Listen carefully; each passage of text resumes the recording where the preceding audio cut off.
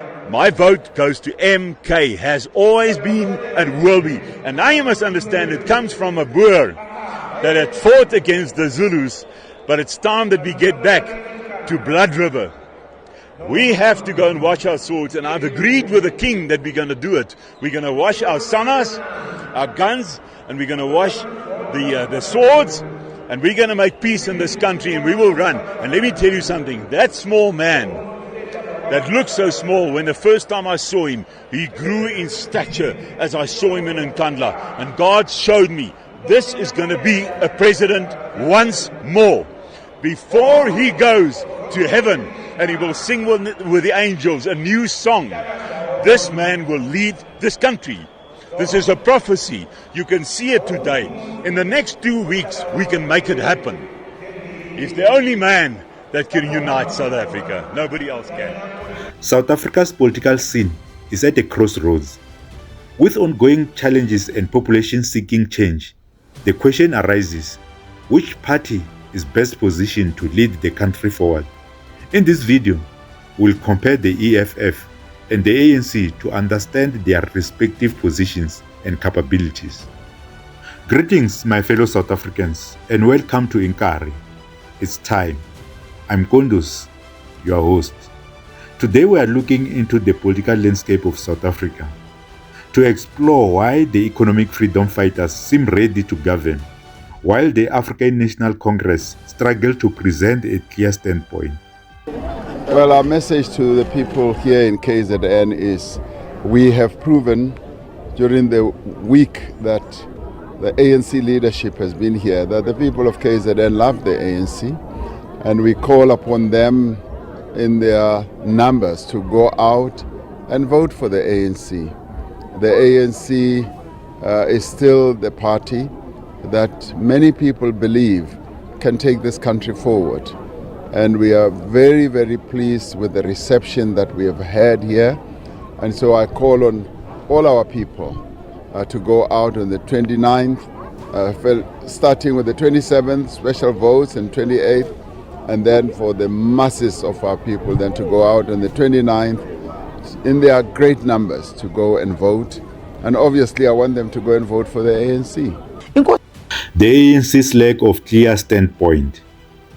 The ANC, South Africa's ruling party since the end of apartheid, faces criticism for its perceived lack of clear and decisive policies.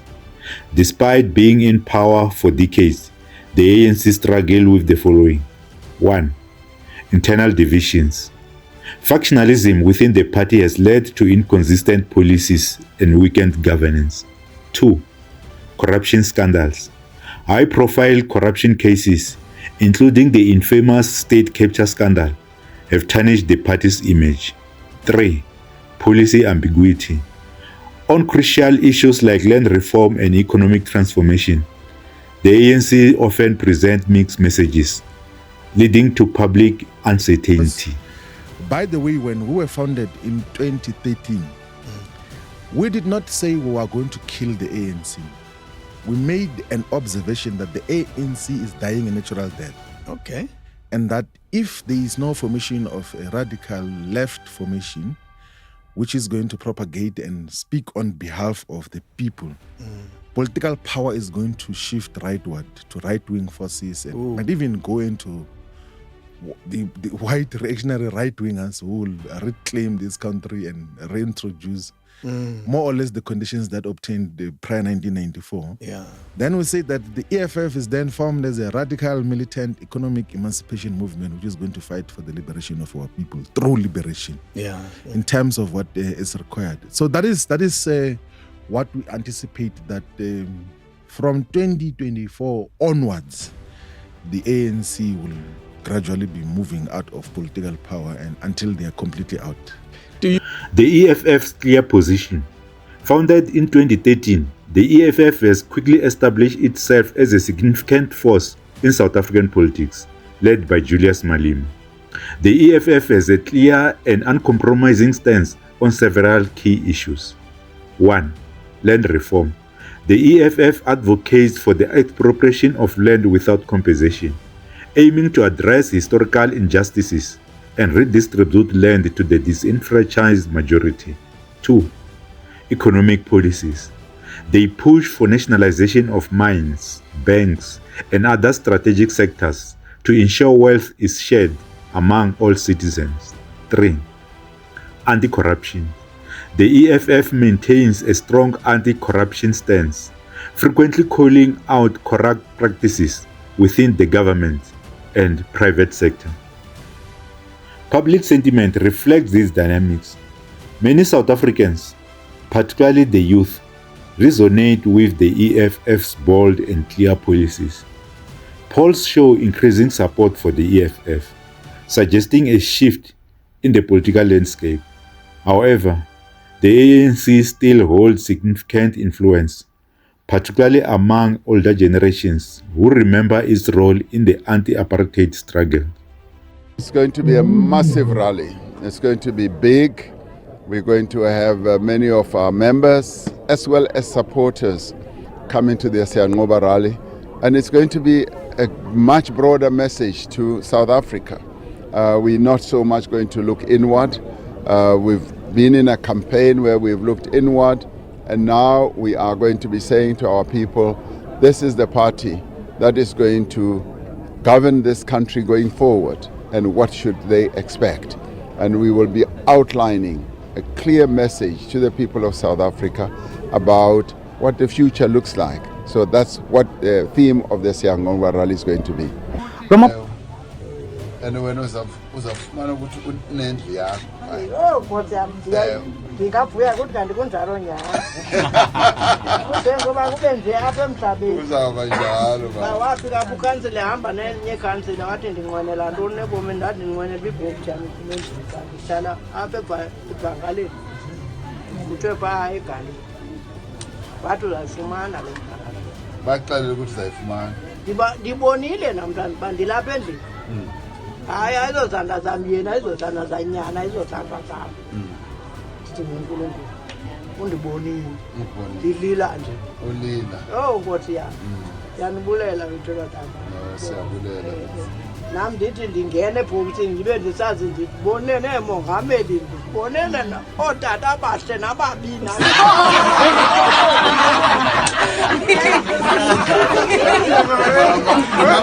khawujonge kakuhle uyababona abahle ndim omhle aba banye uyababona ukuthi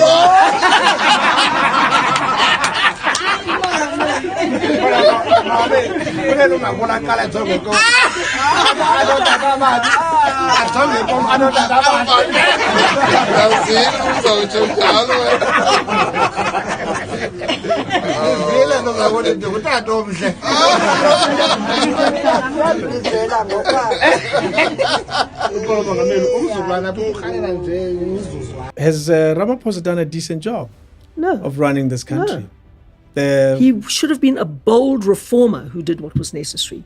Instead, he was absolutely timid, he's conflict averse, and he put the ANC above the country. That if Cyril came out as a bold reformer who did what he knows has to be done to get economic growth going, to stop corruption, to do all of those things, to get rid of cadre deployment, all of those things.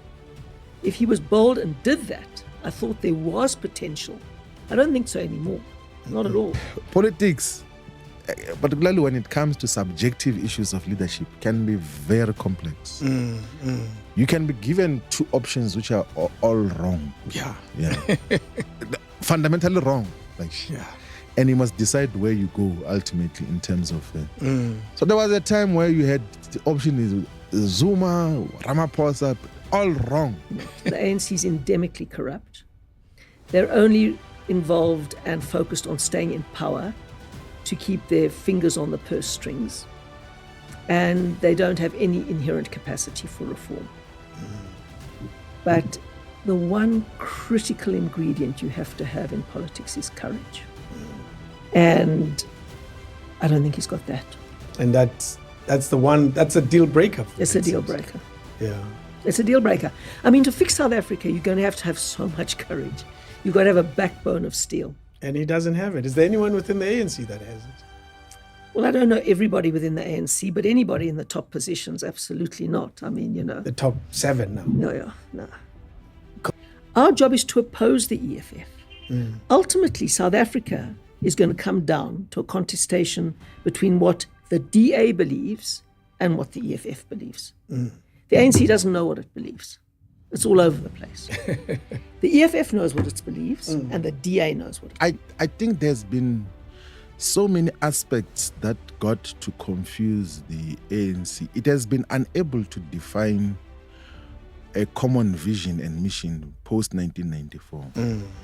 So what then got to happen is that whoever is a sitting president tends to over-dominate what is the policy focus and agenda and mission of the entire ANC. So there's no clarity. There is no clarity of what they are fighting for. They tried to conceptualize something called a national democratic society.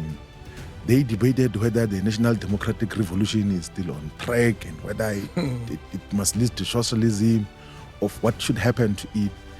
So they keep on shifting goalposts. So if you were to isolate even the top 6 of the ANC and individually ask them, what do you think is the mission of the ANC, one by one, you're going to listen to 6 different opinions Really? and stories. Yes. So there is no clarity of what they commonly stand for. They've got different, and that then opens up space for opportunists and different elements who then climb onto the wagon for personal self-enrichment purposes instead of a common perspective and agenda. So now, and then the EFF is actually different because we say that at the center of our program is the 7 non-negotiable cardinal pillars, which is expropriation of land without compensation for equal redistribution, nationalization of mines, banks, and other strategic sectors of the economy without, and then for redistribution as well, much more meaningfully.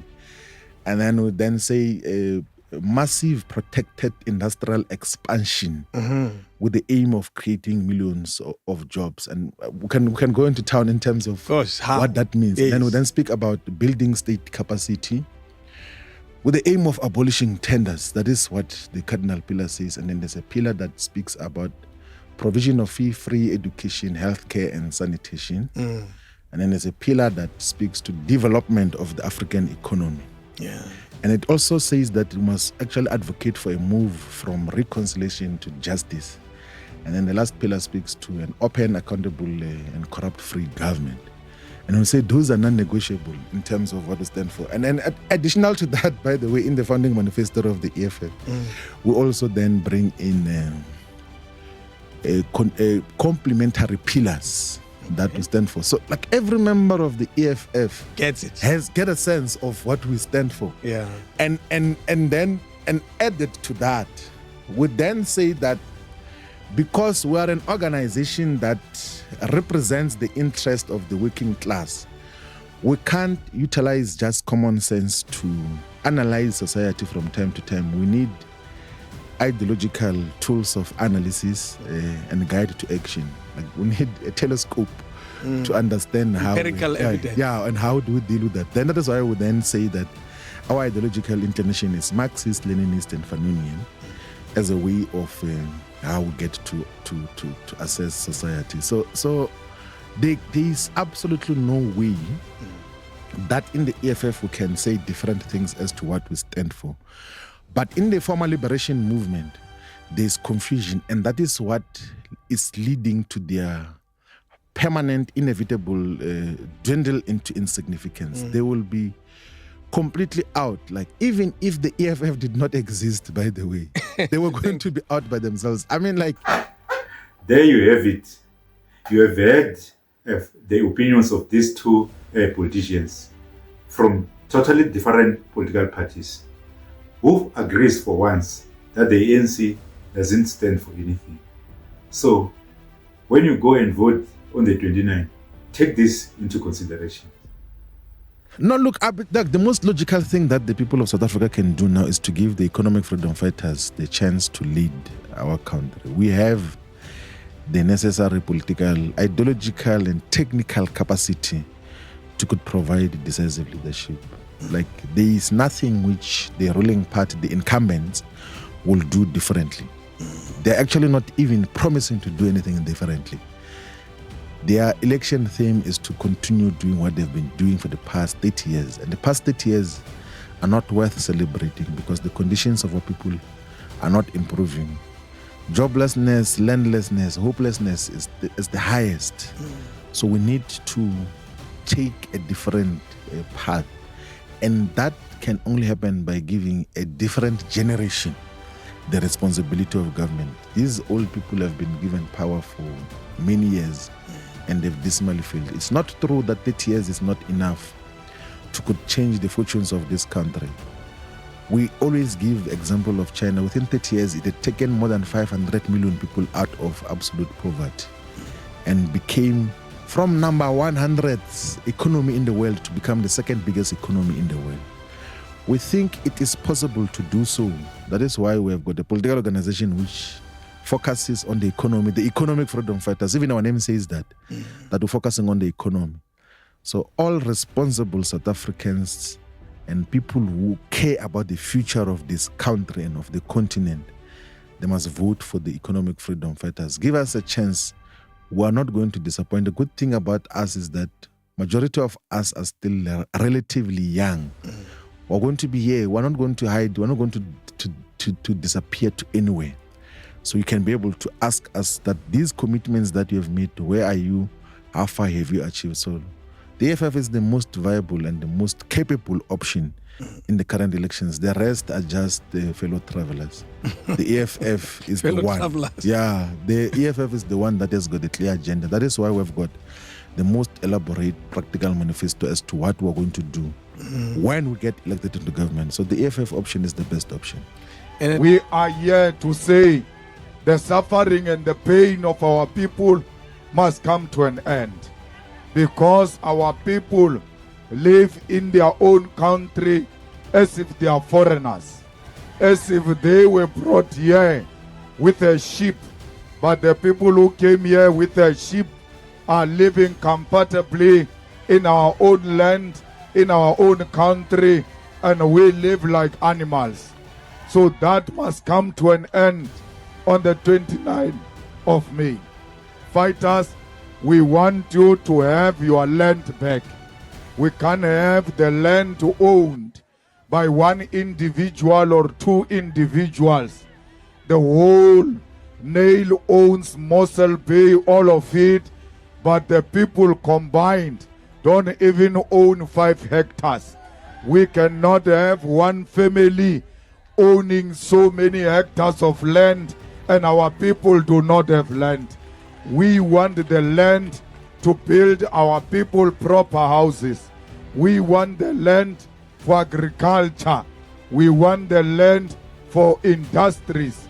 We want the land for place of worship, for schools.